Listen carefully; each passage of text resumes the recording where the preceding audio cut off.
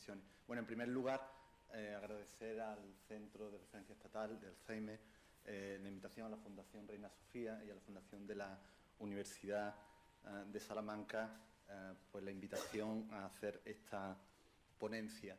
Mi ponencia va a presentar cómo desde la arquitectura abordamos el problema del Alzheimer. Como ha dicho la directora, una de mis líneas de investigación es precisamente la memoria como la construcción del sujeto y cómo se puede proyectar desde la ausencia de memoria, es decir, con lo cual la relación entre arquitectura y Alzheimer está íntimamente ligada. Voy a presentar una serie de ejemplos de cómo se aborda este problema a nivel internacional, a nivel también español, y por último voy a hacer una pasada ligera sobre algunos elementos, es decir, de algunas maneras de proyectar y de aplicar algunos resultados de investigaciones en casos prácticos de vivienda o de espacios domésticos. También voy a presentar algunas investigaciones que tenemos o que hemos puesto en marcha en la Universidad de Sevilla junto con la Universidad de Málaga y, bueno, que al final, bueno, pues esperemos que obtengan los resultados que esperamos.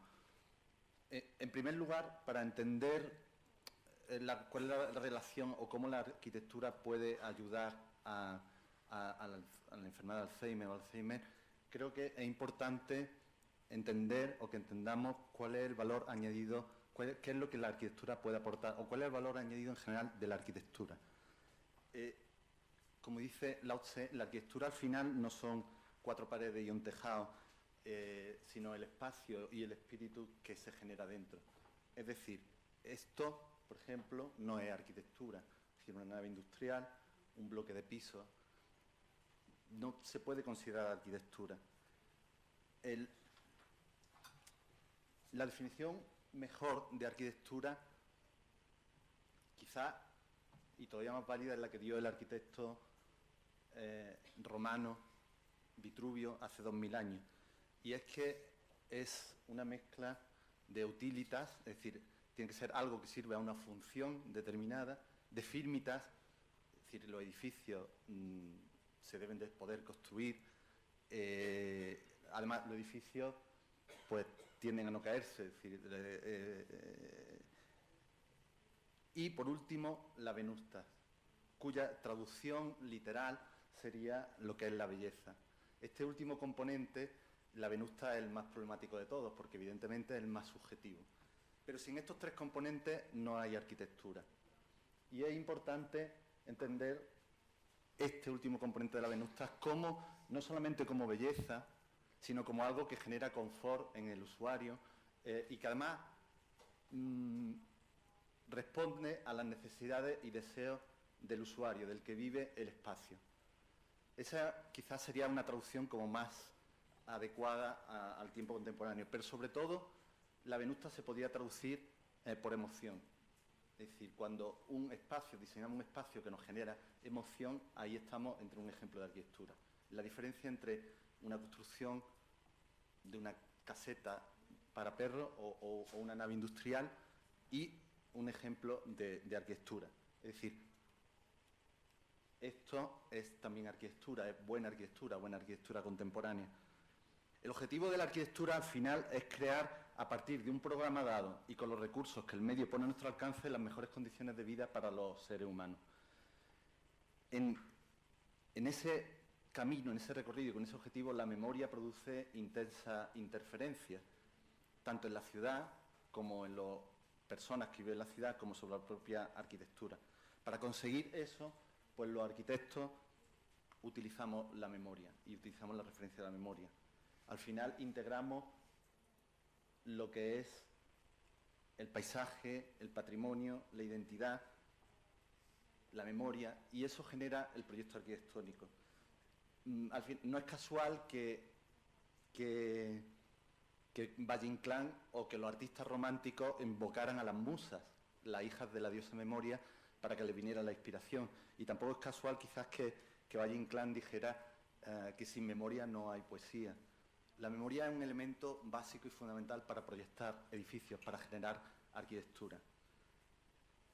La labor del arquitecto es integrar todos esos elementos en un producto unitario, coherente.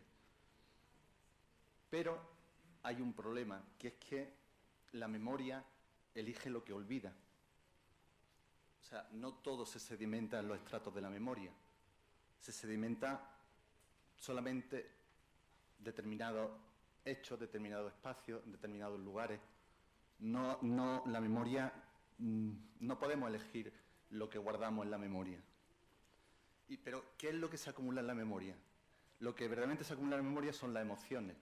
O sea, la emoción de un espacio, la emoción del primer amor, la emoción del hijo, etcétera. Entonces, eso es lo que se va acumulando en esos estratos de la memoria.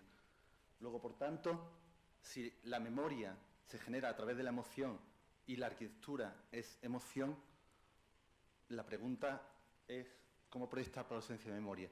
Bueno, yo en esta ponencia, que intentaré, me voy a posicionar mucho más cerca de las preguntas que de las respuestas. Es decir, al final, las respuestas las tendremos que dar entre todos, ¿no? Porque difícilmente desde una disciplina se puede dar respuesta a estas preguntas tan complejas.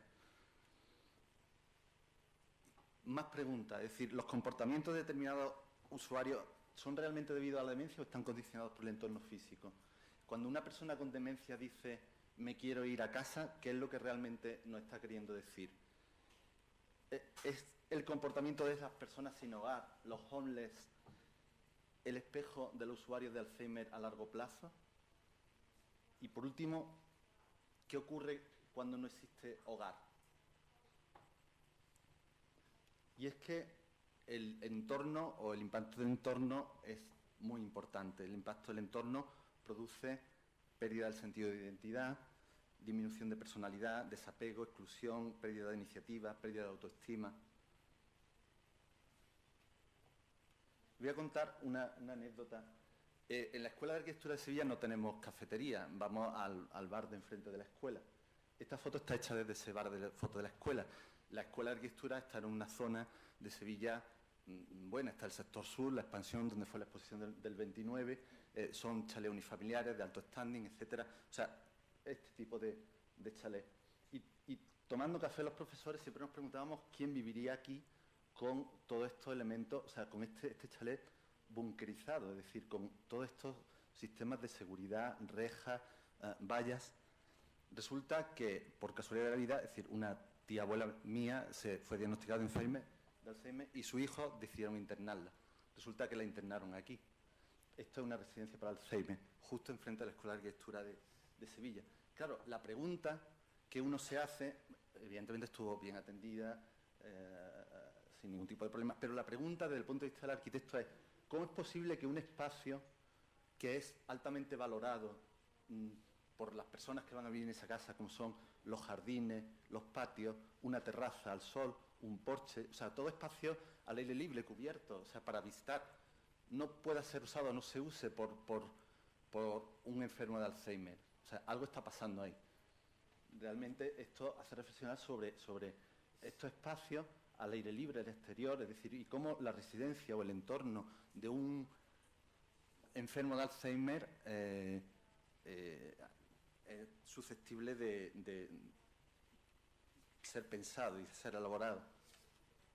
O sea, más preguntas, ¿este es el futuro? Es decir, en el caso de la residencia, o residencia, el problema no es un problema de tipología arquitectónica, de hacer residencia, de hacer de tipología arquitectónica en el sentido de se clasifican en bancos, viviendas, residencias para la tercera edad, y donde dentro de la residencia de la tercera edad hay un ala que se dedica a la demencia.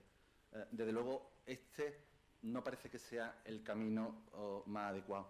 Con lo cual, al final, la pregunta o la discusión es que el problema no es tanto la discapacidad o la demencia, sino el entorno. ¿Cuáles son las características del usuario con Alzheimer? Pues, en primer lugar, que tiene la memoria dañada, especialmente la reciente, tiene desorientación, altos niveles de estrés, un razonamiento equivocado, aprendizaje deficiente, problemas de percepción visual, acústica, táctil, la deficiente movilidad que se agrava con el envejecimiento. Luego, Con un usuario así, es decir, cómo un arquitecto utiliza la Venustas para diseñar un espacio apropiado para las necesidades y deseos de un usuario con estas características. Es fundamental para los arquitectos conocer cómo este usuario interactúa con su entorno. En esa línea en la que nos estamos dirigiendo la investigación estamos haciendo. Es decir, al final, la pregunta es cómo diseñamos un espacio para una persona que se levanta todos los días en un lugar diferente. Y cómo generar un lugar que produzca orientaciones precisas, temporales y claras, donde se pueda orientar. O sea, una persona que no recuerda dónde está el baño. Y encima que esos espacios despierten emociones. Como he dicho, nos situamos mucho más cerca de las preguntas que de las respuestas. Estamos en ello. O sea, hay algunas soluciones o se van apuntando algunas soluciones. ¿Cuáles son los elementos que el arquitecto o que los arquitectos utilizamos para proyectar un espacio? Pues son la calidad espacial, la orientación, la escala, la luz, en el sentido de la luz natural, y la integración de las tecnologías investigadas. Pues son los mismos elementos que se necesitan para proyectar un espacio con un usuario de Alzheimer. Lo que pasa es que hay que pensarlo desde su punto de vista y desde el punto de vista en el que él se sienta mejor orientado. Pero además es necesario hacer hincapié en que esos espacios tienen que mejorar sensorialmente su percepción, tanto la textura como el color, como el sonido, hacerlos familiares y personales, lo cual no es nada fácil, y que haya una importante visibilidad de objetos y elementos que a él le sean familiares.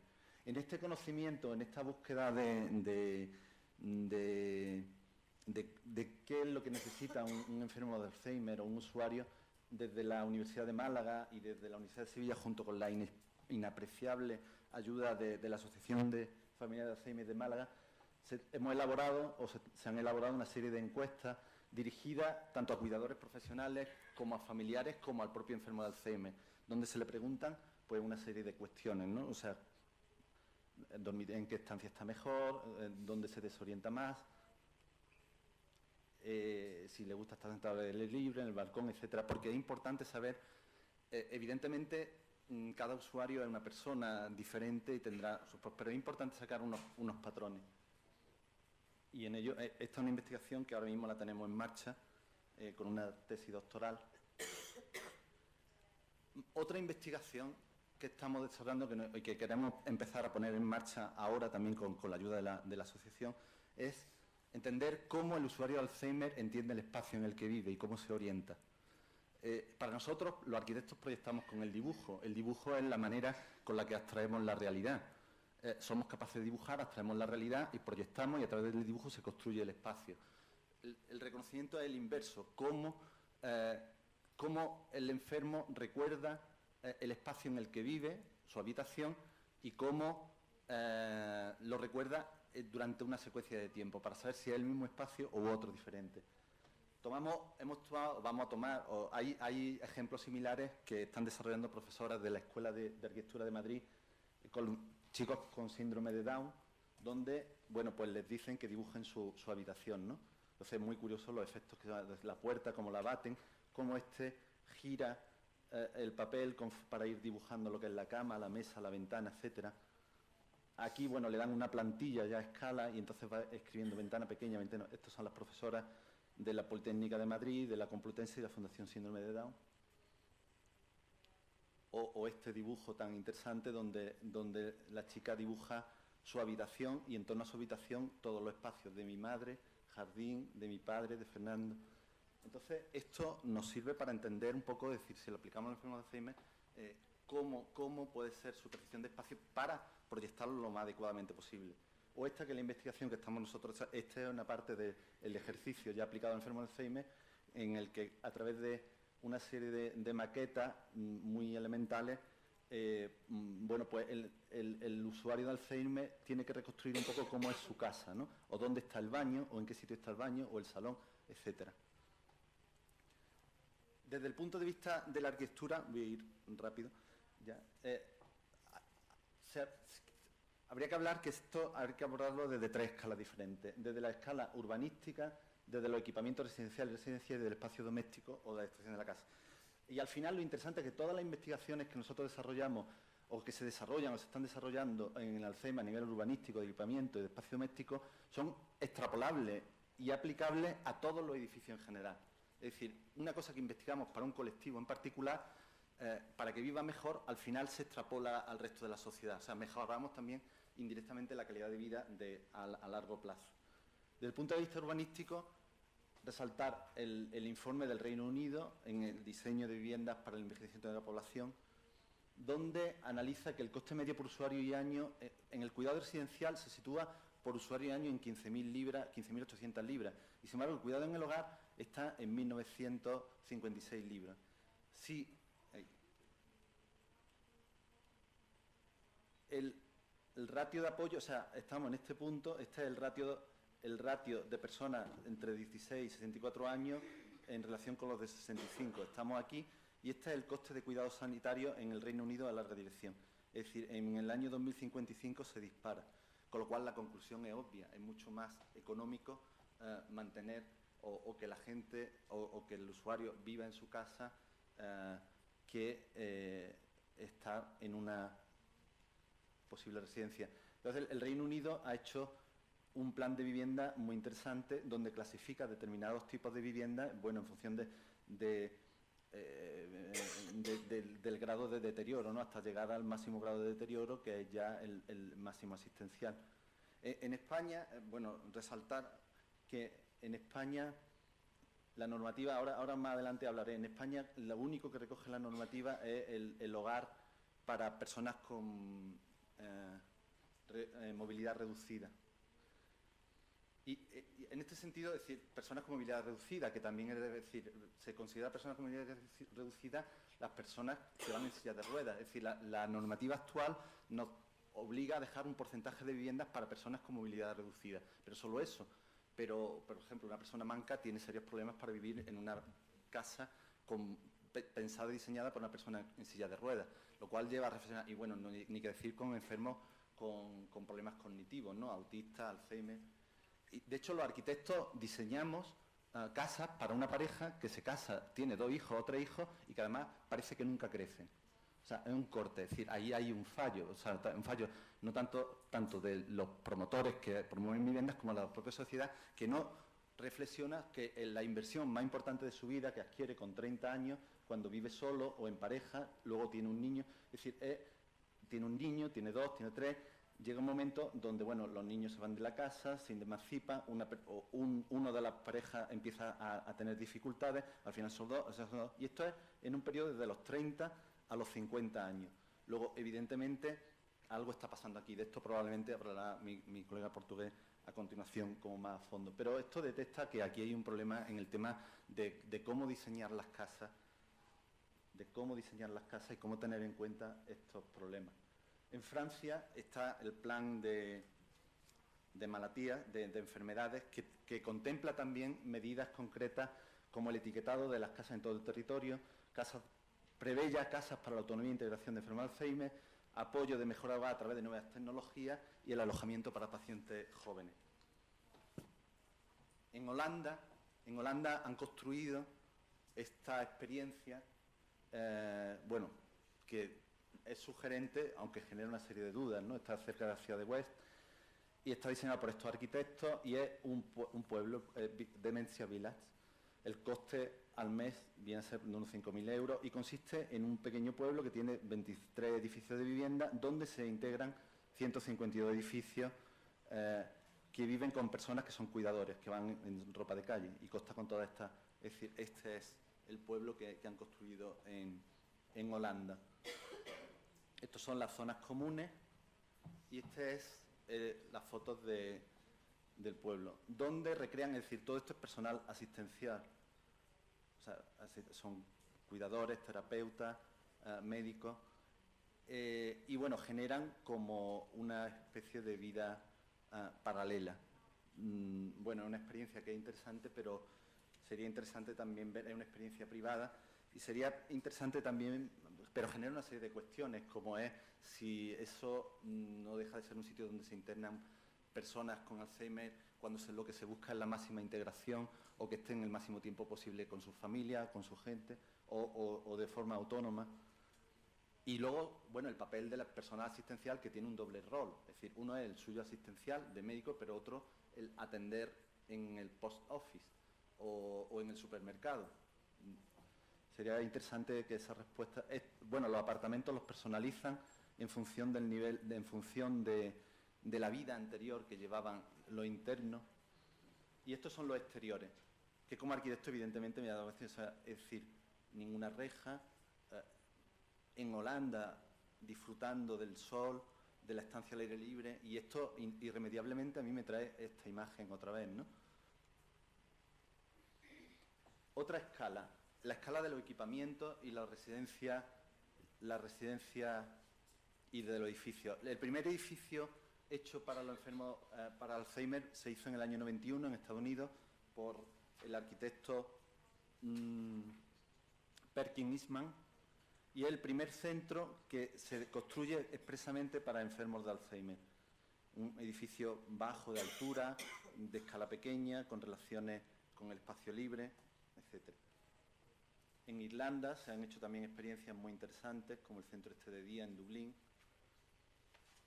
Y en España, bueno, está la experiencia pionera de la Fundación Reina Sofía, con este proyecto que alberga un centro de día, centro de investigación, centro de formación para familiares y una zona para 165. Lo que pasa es que a mí como arquitecto aquí también genera una duda, es decir, hasta qué punto el lenguaje arquitectónico tiene que predominar, o aquella venusta tiene que predominar sobre la personalización de los espacios que requiere un usuario de Alzheimer. El ejemplo paradigmático es, por ejemplo, este edificio en Estados Unidos de Getty, que es también un centro de investigación de Alzheimer y bueno, donde importa mucho más el sello de autor que realmente cumplir esas necesidades del usuario. Estos son una experiencia, bueno, este es el centro de AFA en Málaga, que son donde se han integrado nuevas tecnologías y donde hay todo también un proceso de trabajo en los materiales. Ahora entraré un poquito en detalle rápidamente, en utilizar determinados materiales, los colores, la introducción de la luz, etcétera. O el proyecto Villafal de Miguel del Río, que es un pionero, en esta investigación en el Alzheimer, todos lo conocemos. Lo novedoso de este centro, del proyecto Villafal en Paracuellos, es que mezclaba un concepto de residencia de enfermos con familia, y de manera que las familias también pudieran estar con sus familiares en este centro. Otra experiencia que no está construida es el proyecto también Villafal, en Trébago, en Soria, donde se plantea toda esta estructura ya urbana, bastante más compleja, de residencia, donde se incorporan estos recorridos, ¿no? Estos recorridos y estas memorias que tienen o que puedan tener a esas personas mayores que estén internados. Es decir, una residencia, tiene residencia Alzheimer de 40 plazas, residencia temporal, una serie de apartamentos, zona administrativa, de ambulatorios y espacios para la memoria, espacios recorridos para la memoria. El arquitecto es Javier Sánchez Merino y, bueno, el recuperar este tipo de espacios que están en esa memoria lejana del enfermo de Alzheimer. Hay un desarrollo interesante, una investigación interesante en este proyecto, que es el ser consciente del deterioro de la enfermedad y de cómo hay que diseñar el espacio no solamente pensando en el enfermo, sino también en el cuidador o familiar. Es decir, cómo en este estadio del grado de deterioro global 4, el enfermo puede estar al aire libre, en una zona de uso, etcétera, y cómo los espacios se van poco a poco restringiendo en función del grado de deterioro de la enfermedad, hasta que en estos dos estadios se convierten completamente dependientes y solamente puede usar o lo que es el dormitorio y lo que es el aseo. Es importante tener en cuenta cuando se proyecta un espacio este estadio total, porque esto tiene que englobar esto para que la transformación de la casa o de la célula sea posible. Y por último, el espacio doméstico de actuación de las casas, que es el más importante. Bueno, no he dicho antes, cuando he contado el cronograma ese desde los 30 a los 80 años, de la casa que cada día se diagnostica ante la enfermedad. Ya se está empezando a diagnosticar la enfermedad con 50 años. Entonces, aquí hay un problema, es decir, el problema es qué pasa cuando alguien de la unidad familiar es diagnosticado de Alzheimer y vive con toda su familia con 50 años en mitad de todo ese ciclo. Con lo cual, el problema de la adaptación de la casa y del espacio doméstico se convierte en un grave problema. Aquí lo podemos resolver o viviendas de nueva planta, es decir, que o que es el problema que se nos está presentando generalmente hoy en día, que es la adaptación de vivienda existente.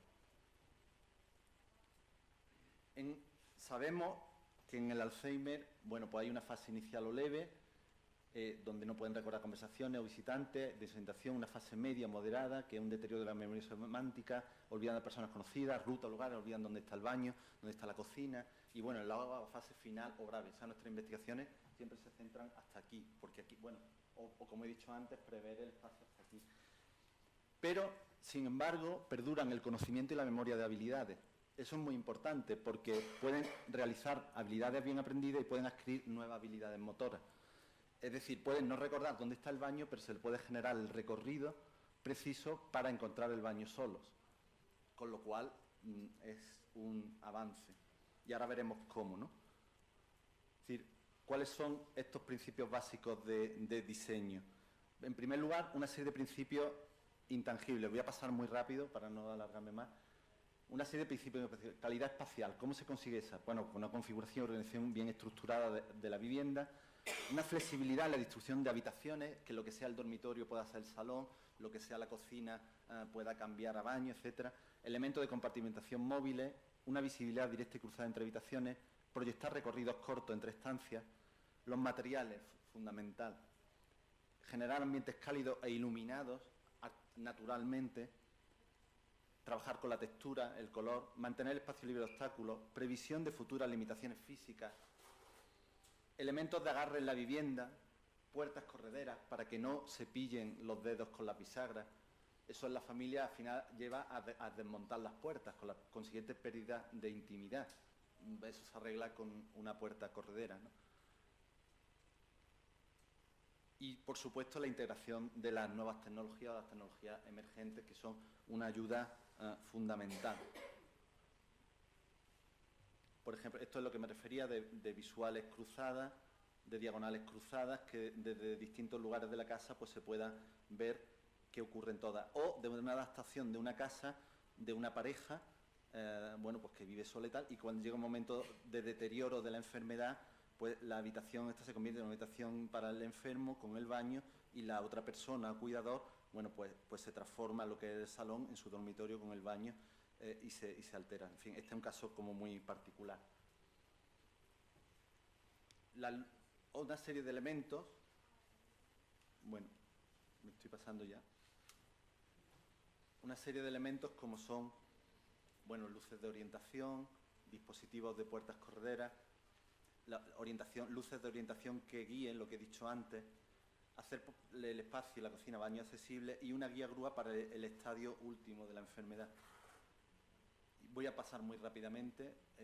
Elementos, por ejemplo, a tener en cuenta las puertas. Puede hacer visible la puerta de entrada, colocar alarmas técnicas, colocar un felpudo de otro color o material, porque resulta que se detienen ahí, no llegan a la puerta, para abrir. Puertas interiores correderas, señalizaciones contrastadas, grandes con señalización a la altura de los ojos, no al lado. Cajas de memoria, lo que antes hemos visto y que ha enseñado virtualmente las cajas de memoria, pues estos son cajas de memoria al lado de la habitación donde se introducen objetos personales de manera que el enfermo encuentra su camino fácil. Los pasamanos de madera, cálidos, y por supuesto alarmas técnicas que me avisan si traspasa la puerta. En el pasillo, bueno, buena iluminación, indicadores de luz nocturna. Estos son los recorridos que nosotros podemos crear. Por ejemplo, esto es del AFA de Málaga. El enfermo llega y se para aquí, pero sin embargo con unos sensores, cuando llega aquí se enciende la luz, y cuando se enciende la luz ya recorre la escalera solo. Lo mismo lo podemos hacer en los pasillos, es decir, los pasillos podemos guiarlo hacia el baño. El salón, fundamental que esté bien relacionado con el baño, libre de elementos innecesarios, sin escalones, objetos de punto de referencia, señalizaciones grandes y a la altura del ojo y personalización del espacio. Hoy en día también la tecnología nos permite que los vidrios se oscurezcan solos, ¿no? No hace falta estores ni cortinas. El dormitorio, elementos de indicadores lumínicos. Este es el espacio más importante para personalizar. Tiene que haber una importante presencia de elementos personales y familiares. Esto no es arquitectónico, esto es más decorativo, familiar, pero es importante hacer resaltar esto. Sillón y colchas con suficiente contraste. Un armario con barra monitorizada, es decir, ya los armarios pueden ayudarnos a elegir la ropa que se puede poner en función de la época del año, sin necesidad de pensar qué es lo que necesita. El baño, un elemento fundamental, el baño y la cocina, ¿no? Detectores de inundación, alarmas técnicas, duchas ras de suelo, pasamanos con asidero y contraste, inodoros cercanos a la puerta, cisternas visibles con mecanismos de cierre y es importante que estos elementos estén contrastados, es decir, este es un elemento que no sería adecuado, este es mucho más importante. Importante también que el dibujo, que la forma de los inodoros sean formas clásicas, porque la memoria que tienen de los inodoros es la forma antigua. Esto trae a la cabeza decir que conforme vaya avanzando el tiempo y los enfermos de Alzheimer tengan mucho más cercana la memoria actual, los elementos estos habrá que adaptarlos a la memoria que ellos tienen de hace 30 o 40 años de cómo son estos baños.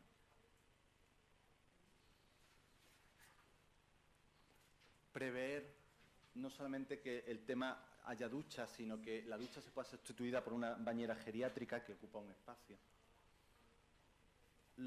Los grifos con sensores que emitan quemaduras o que se queden abiertos cuando se vayan, espejos que se vuelven ocultos o que se puedan tapar. También la tecnología nos permite que el espejo se vuelva opaco. O también espejos que me dan información del tiempo y me dicen qué ropa me puedo poner ese día. Voy a ir rápido. Bueno, en la cocina, bueno, pues obviamente la encimera a ras de suelo, las encimeras con contraste. Y por último, ya hacer una mención, ya para terminar, a la integración de la tecnología emergente. Al final, las capacidades que nos dan las tecnologías emergentes no son aprovechadas por las viviendas, en parte porque la construcción lleva una inercia muy fuerte. La construcción y el diseño y la arquitectura llevamos una inercia. Cambiar la inercia del sistema constructivo es muy dificultoso. Entonces no utilizan todo lo que nos permite las tecnologías. Es importante esa ayuda que daban en Francia para la adaptación de la vivienda a las nuevas tecnologías. En España tenemos la suerte de tener una ley, que es la de Infraestructura Común de Telecomunicaciones, que obliga a todas las viviendas a estar dotadas de fibra óptica y del acceso a esas nuevas tecnologías. Luego es importante utilizarlas porque nos permiten introducir elementos que no son invasivos, es decir, el enfermo o el usuario no está, no se siente vigilado, y sin embargo está controlado los 360 grados y sí, y manda información, ya estoy terminando, y manda información al smartphone. Ya, por último, bueno, las conclusiones son que es importante tener un conocimiento profundo de las necesidades y deseos del usuario con Alzheimer y también de sus cuidadores o familiares. Es necesaria una planificación global desde el urbanismo hasta el diseño de los espacios colectivos. Una previsión de la vivienda y de la política de vivienda a largo plazo, en el sentido de adaptarla o de prever que algo va a ocurrir. Investigación y desarrollo en soluciones de vivienda adaptables, no adaptadas, adaptables, es decir, que puedan ser adaptables en el futuro, cuando el deterioro sea importante.